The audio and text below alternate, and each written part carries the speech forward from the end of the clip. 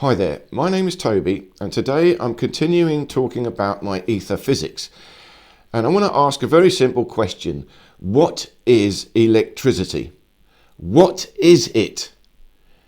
It's a very mysterious thing. We still don't know what is electricity. Think about it. What is it? What actually is it? Now, we've been told some very simple stories about this. And modern physics believes this and has got so far with it, but can only ever get so far because we've been told that electricity is a flow of electrons. It's little particles. It's the same as light. We've been told that light is a stream, a flow of photons, little particles. Yeah, but there's so many problems to this. We have to ask a question. What is a particle? What is a particle? We still haven't answered that question. Yeah, it's a substance, a very small little bit of substance. What matter? A little tiny piece of matter. Yeah, but what is matter? You still haven't said what that is. You see, modern physics hasn't really told us anything at all. You think about it. It's gone into quantum physics, looking at particles, and we've done things with lasers. We've done a lot of stuff. But what is a particle? What is matter? They have not answered that question. And then you've got to say, well, what is a field? They know there's fields. They talk about fields. Yeah, but what is a field? A field is not a physical thing. A field has no physical way of detecting it. It's a sphere of influence. You can detect the effects of a field, but what is a field? Is a field a particle? No, they're different things. Okay. And then you've got a charged particle, an electron. Well, now you've got two things. What is a particle and what is a charge? And is it that the particle has got a charge? Or is it that the charge has got a particle? Because now you've got to tell me two things. I mean, look at it like this. Can you say, ask any scientist, can you isolate for me a photon? Can you say, in this hand here, I've got a photon, a particle of light. Oh, I captured it. It's in there in the middle. One little particle of light. I'm holding it. Cannot say that. Photon is never static. Oh, I've caught one. There it is. I've got a photon. I look in there, I can see it. What are you seeing? Oh, it's like a little ball of glowing light. Hang on a second. If light is coming off the photon, that means the photon is not light. It's emitting light. So light is something. No, it's not that. It means you can only see a photon. You can only see light then if a photon hits you in the eye. So one photon has actually got to hit you in the eye. So if you've got a little light emitting substance, here's a light here. If I've got a light here, photons are coming off, little particles in all different directions. I turn that light down very, very low, so low so that little photons are coming off. Now I will only be able to see anything if a photon hits me straight in the eye. Very slim chance of that happening. So you can't see anything, there's no light, unless a photon hits you in the eye. So if you want to see a photon, you can't see it, it has to hit you in the eye. So this is where quantum mechanics has got all this problem. Oh, the observer affects the experiment. I want to look at a photon, I can't see it, because in order to see that photon, it has to hit me in the eye, and then it's gone. So if I capture a photon here, and I want to see it, I have to hit myself in the eye with the photon. Now I see it. Oh, but it's not there anymore. It's in my eye. So you can never see a photon because the observer interferes with it. Again, it's just gone into crazy nonsense. There's no such thing as a photon. There's so much proof of this. You look at a laser. A laser is supposedly atoms. Light comes out of atoms, photons. But they have to go into a crystal. Okay, so the little particles go into a crystal. and then you have to bounce around in the crystal, and at the end of the crystal you have to have a lens. Lenses. So you have to bounce these little particles around the crystal, then it has to go through the lens, and then you've got a stream of photons coming out through the lens. So this lens makes every particle fly in the same direction. Is that what's happening? How can you have a lens to focus a beam of particles? It's not particles. Put it another way. If a photon goes through glass, it will slow down. But when it comes out of glass, it speeds up again. How does it speed up again? It's lost energy. If it's a traveling particle, it's lost energy when it slows down. But when it comes out, it speeds up again. It's not a particle. Can't be a particle. There's no way. There's no logical way of talking about light as particles, ever. And they knew this. It's old physics. They used to think, oh, it's light particles. And then they worked out, no, of course it's not particles. We've got lenses. We do all this stuff. But then quantum mechanics comes back and says, oh, it is a particle. Again, what's happening is they're getting confused with interference patterns. There's an interference pattern in light. Light is a field. But an interference pattern in a field, you get what is called nodes of interference, and you get nodes of constructive interference, and you get nodes of destructive interference in a field. And a node of constructive interference can appear like it's moving along, and it will hit something. But that's not a particle, that's not a photon, that is a particular node of interference of the field. But you cannot see the field. Okay, let's look at another one, an electron. That's electricity. So that's what we're talking about today, electricity. So can you isolate an electron?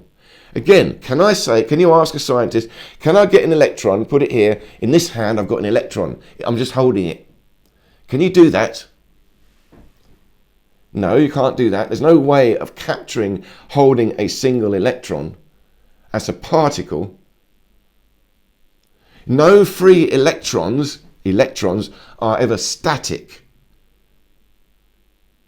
You can't say, oh, I've captured an electron, there it is. There it is.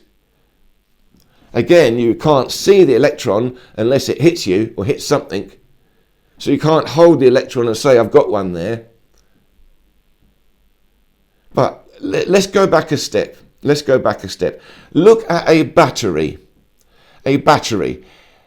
Is there, okay, here's the question. Is there any electricity inside a battery?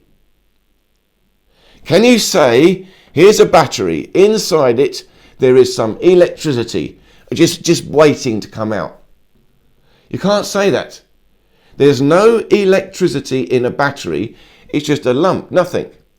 But what you have is you have an anode and a cathode. You have 2 points. And what you have is a static field. And they call this the electric field. And it's a field, not a particle, a field. So you have a static field in a battery, that comes first.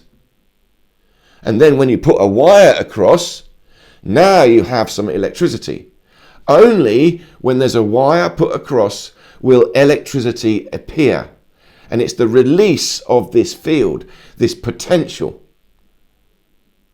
So the field comes first, a static field. But what's that? There's no particles here. You can't see anything. There's just a field. What is this field? It's a mysterious thing. It's potential energy. Limited amount of potential energy. Potential energy, I talk about it on this channel, is the ether. That is the ether, potentiality. But in a battery, we have created a little setup, and again, it's based on chemistry, a chemical process, so to speak. So it has a limited quantity.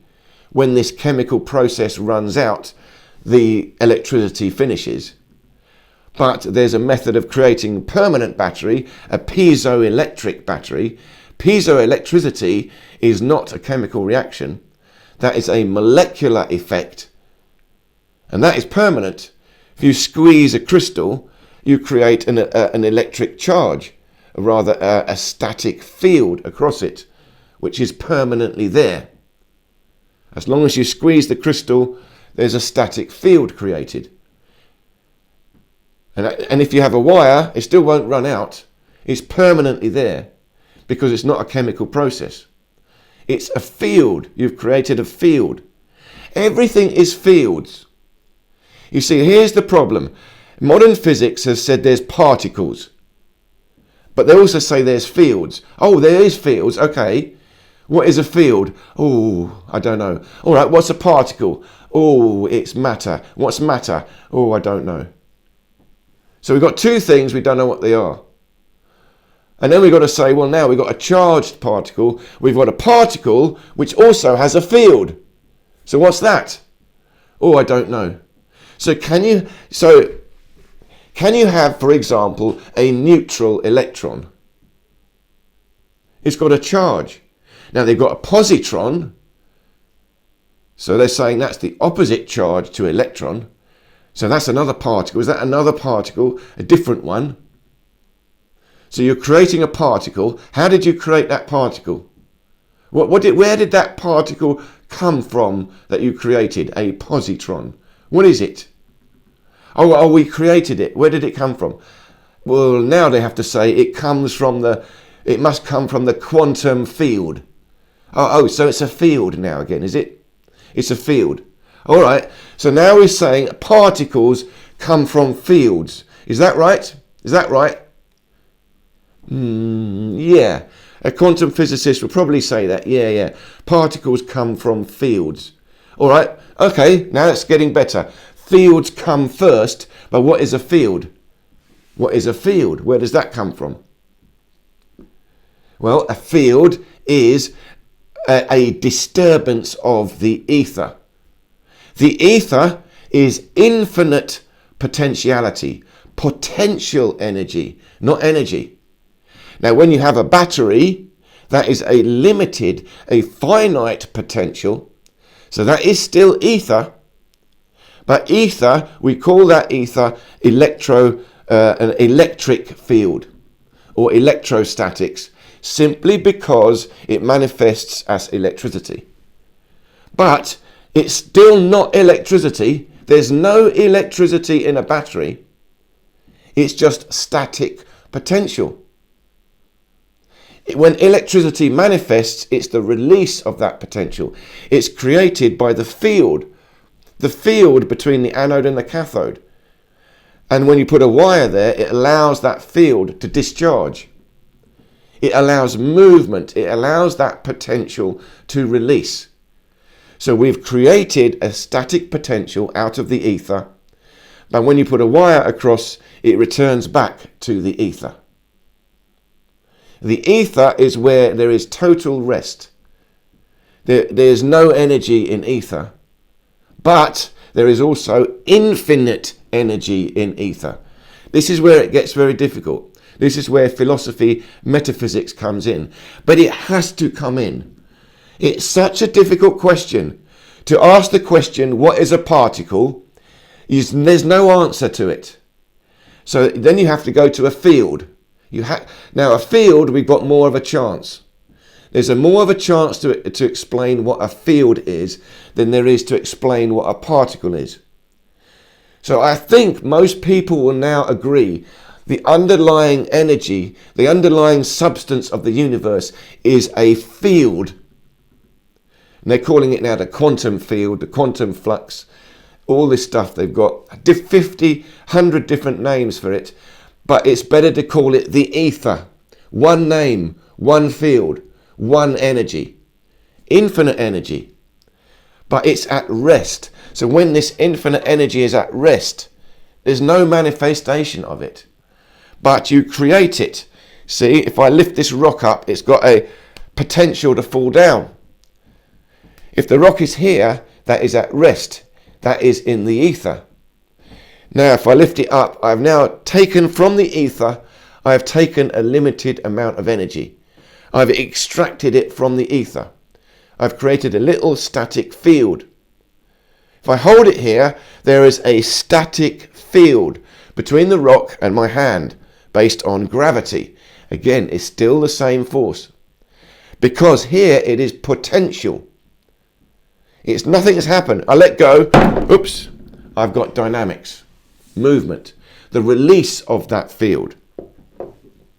It's the same as electricity. It is the release of a static field, the release of a potential. This is how the universe works. A potential is created, and then that potential is released. And this is where we've got the first law of thermodynamics. Inside a system, if you create a potential, however you create the potential, that energy is now limited to that potential. But free energy physics, again, ether physics, is the only physics that allows this.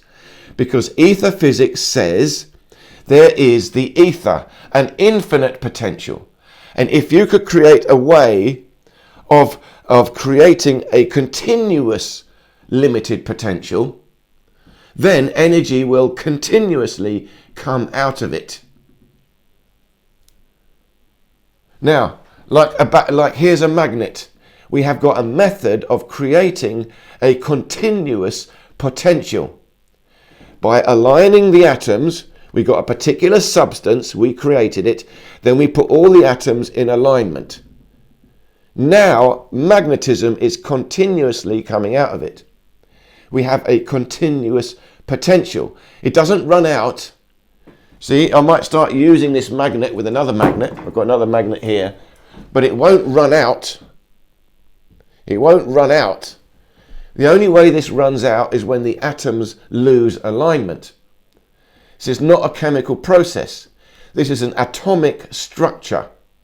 And it's the same with piezoelectricity. If I squeeze a crystal, I'm affecting the molecules. It has to be a molecule now, bigger than an atom. Then that creates a static field, and it does not run out because you're creating it through a molecular structure that is permanent. So only ether physics allows for this. And if you look at lightning, for example, lightning, we can see this. Lightning is a plasma. But a plasma, again, is the release of a potential. Now, we think that is, okay, we've created another, we said another thing, it's plasma. Yeah, it's not plasma, it's still electricity. It's still electrostatics being released. It's still a static potential. Everything is still this release of a potential. Even gravity, I could still argue this is a flow of electricity. When this rock drops down, it is a flow of electricity. It still is. It's a field interaction. There are atoms in this rock and there are atoms in the air, and there is a field created. There is a field between the earth and this rock, and there is a movement between these fields. There is still a magnetic effect happening.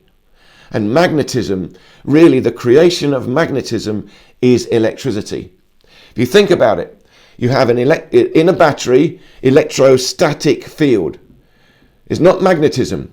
But when I put a wire across, now you get a flow of electricity. Now you have magnetism. Magnetism comes in electricity when it moves, when it releases. We can prove this in the wires, high-powered wires coming from the generators. When you've got electricity moving, you get the wires either pull together or move apart. Magnetic field is created. So electricity is the release of a potential, a static field, and it's the creation of magnetism. Magnetism happens at the release of electrostatics. So it means there's two things going on: electrostatics, the creation of a potential, and magnetism, the release of that potential. And magnetism is a field. Again, it's a field. So this is a magnet here. We've got magnetism coming out. But really what this is still electrostatics. point source electrostatics. Creating a magnetic field, a magnetic effect. Very, very interesting. In a battery, it's not point source, it's dual sourced. There's 2 points, anode and a cathode. Here, there's only 1 point. It's the middle of the magnet, the point of inertia. The electrostatics is in 1 point. Again, it's very deep, very deep. In a battery, it's 2 points. But when you put a wire across it, it's allowing it to go back to 1 point. So in the process of it going back to 1 point, it's releasing. So really, the electricity between the anode and the cathode is going towards the middle of the wire. It's the release of a field. It's the field created across the wire. It's all fields. Once you understand, a field is the fundamental substance of the universe. A particle is created by a field. Even they've got to say that. So that means there is no such thing as a particle. It's only an effect of a field. And the main effect is an interference pattern. A node of constructive interference in a field will give the illusion of a particle. But there is one fundamental particle, and that again is created by again the field, the release of the field at a particular frequency, that it creates a standing wave. Electricity is not a simple thing. It's not obvious. It's not a flow of electrons. There's no such thing as an electron. This is where we get confused. You have got atoms. Atoms are, again, we now know, got to be made of fields, but they are a standing wave, a particular frequency of the field. It's a field captured in its own self. It's like a field spinning around itself. So if you understand, electricity wants to release. So here's a battery. There are 2 points. Like I said, anode and a cathode. Electricity is trying to release. When you put a wire, it releases, finishes. But imagine you could trick this electricity. So you have a wire like this, and the wire is going to meet. The electricity is coming, but then you flip the wire around somehow and loop it. So you've managed to trick the electricity so it can't release. It starts going round and round and round in the circuit. Imagine that. Now the electricity can never release because it's trying to release, but you've put it in a circuit such that it cannot. That's essentially what an atom is. It's a tiny little dynamo. Electricity spinning round itself, or in other words, the field, the magnetic field, trying to release, but it's looped back on itself such that it cannot release. Again, hard to understand this. It's to do with frequencies, harmonics. If you can imagine light, if light is a disturbance, a wave coming out, and it's a disturbance of the ether, a propagating disturbance. But it propagates outwards spherically. It has to propagate in a sphere. And it will have an interference pattern. If you have multiple light sources, they interfere. That's what we see, nodes of interference. But here's the thing. If you could have this vibrating at a particular frequency, faster and faster and faster, once it gets to a particular speed that is commensurate, that it connects to the actual size, it connects to the actual fundamental hysteresis of the field, the resistance of the wave. There is a particular frequency that the wave itself appears. At that point, it will loop back. It's like it comes so fast, it loops back on itself. So what it is, when you create a disturbance, it's going out. It's trying to dissipate. It wants to go back to the ether. If it comes out so fast, it's like it sees the ether. It wants to go back to where it started. It has the option still to go backwards. If it comes out slowly, it can't go back anymore. It's on its way out. It comes out fast, it can go back again. Now we've got the creation of a fundamental particle. But it's the loop, it's the wave, the magnetic field spinning around itself. and that is a neutron. There's only one particle. It's a neutron, one true particle.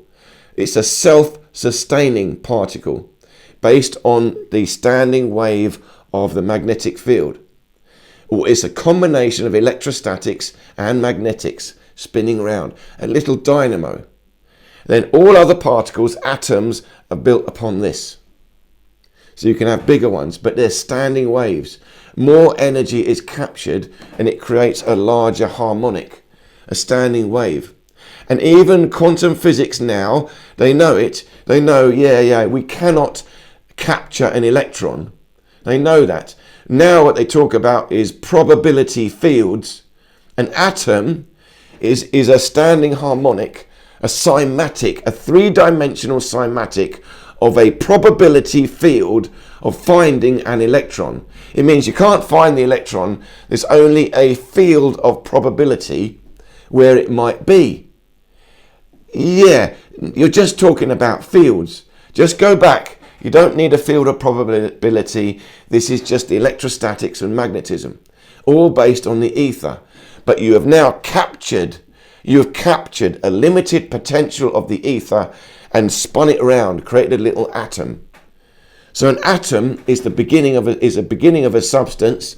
It is there, but it is a field, pure fluid, captured in its own little motion, forevermore. Unless we destroy it, you can still destroy an atom. But it's a harmonic, a standing wave, and in harmonics in frequencies there will be harmonics. That's where we've got particular energy states of an atom. So different changes in harmonics will release particular quantities of energy. There we got quantum. There lies the confusion. An electron is a particular quantity of electricity. A photon is a particular quantity of light. But they're both electricity. They're both light. Just slightly different formulations, slightly different frequencies. It's in a different medium. Again, I've got to talk more and more about light as well. But when you see a plasma, that is light. You see light comes out as well as electricity. It's all happening at once. That's what lightning is. You see light. It's the release of a potential. The electrostatic potential is so great it releases through whatever medium is there. And if you could get an electrostatic potential so powerful it would release in a vacuum, the field itself would release. And you could create a plasma so powerful that it would turn all the atoms back to energy. All the atoms would disappear. Pure energy. If you could create such an electrostatic potential. That's what I call a super high powered plasma, or a super plasma. I don't know what you call it. But it's all the same thing. A potential, you create a potential of energy, that is the ether. Then the release of that energy. And the release of that energy creates the manifest universe. It's very deep, but very simple. So I hope this made sense. Thank you so much for listening. Please do look through my ether physics. I explain this in so many different ways. It is simple, but very difficult to wrap your head around it because we're stuck on the idea of particle. Here's a photon. Here's an electron. Oh, no, it doesn't work like that. So thank you so much for your time, and I hope to see you in any of these other videos here.